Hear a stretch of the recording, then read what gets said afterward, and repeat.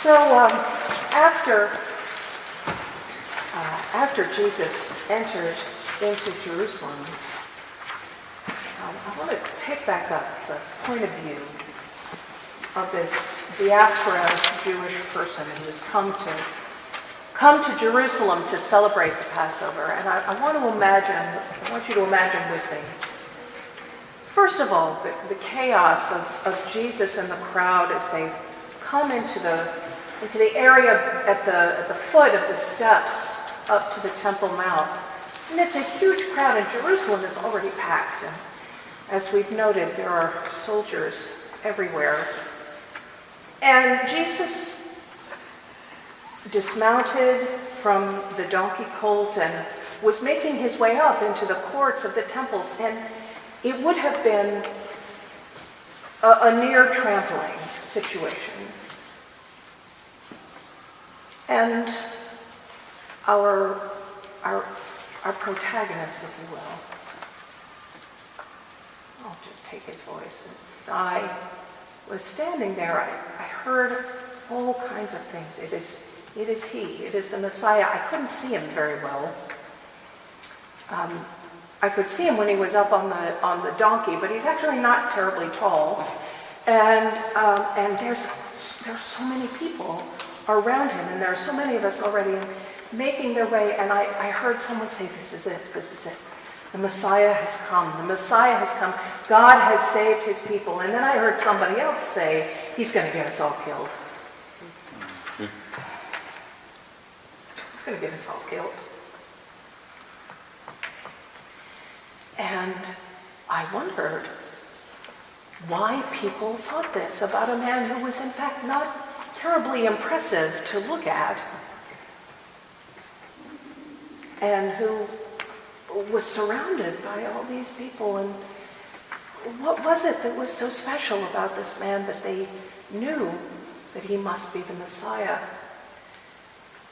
And I came back down from the Temple Mount and went back outside the city wall and was telling my family about all this. And my brother told me that he had been talking with other people who were camping outside the wall, and there was a lot of talk about this guy.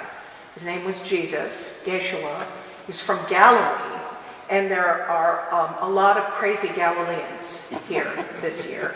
And some of them are talking about pulling together a violent revolt while Jesus is here. And some of them are saying, no, we just need to wait for the armies of angels that will come, and God will bring his salvation from the armies of heaven. And then there are other people who are laughing at them and saying, God helps those who help themselves. And then there are other people who are saying, will you all please shut up before all the Roman soldiers kill us? We're here to celebrate the mighty acts of God in the past. Let us be grateful for what God has already done. It is enough. Dayenu.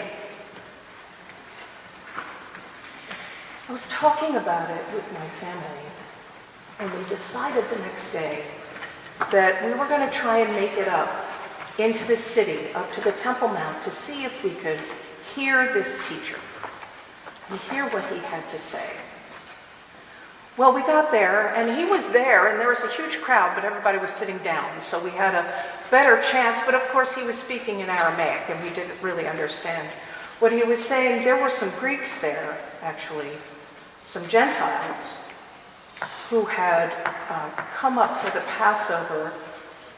And this is an amazing thing. I always think that the power of God is such that even those who are not from the children of Israel have come to see that our God, with whom we are in covenanted relationship, is the one true God.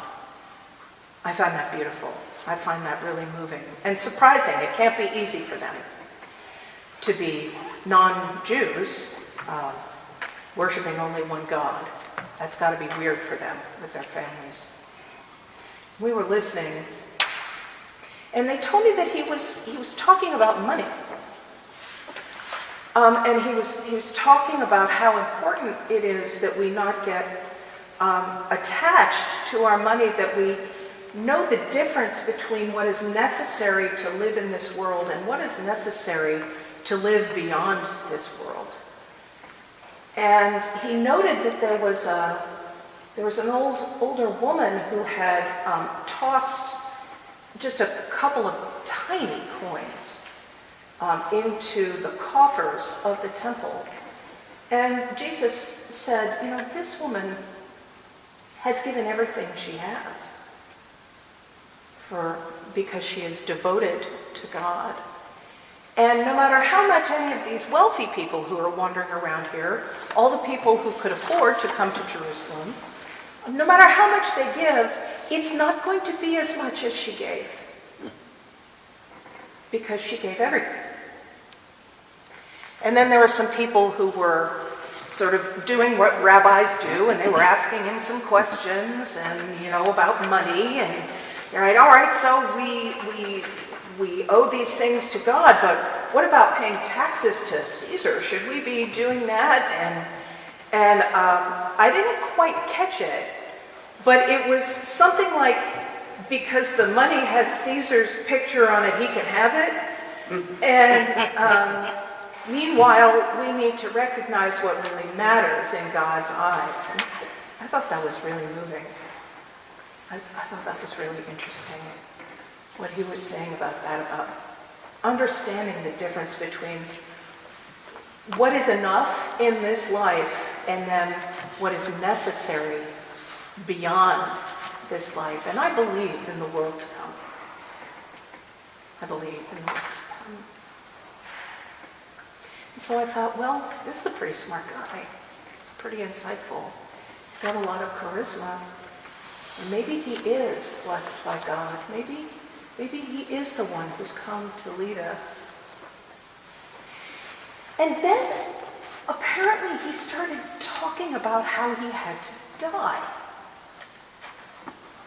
Well, that's not what I was expecting. He started talking about having to die and how it was necessary to die in order for things to come to fruition.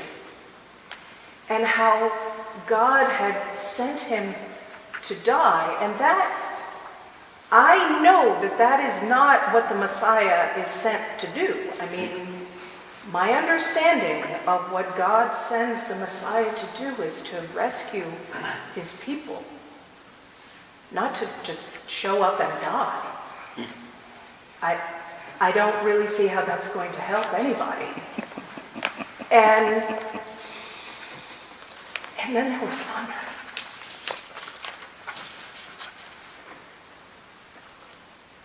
I thought, well,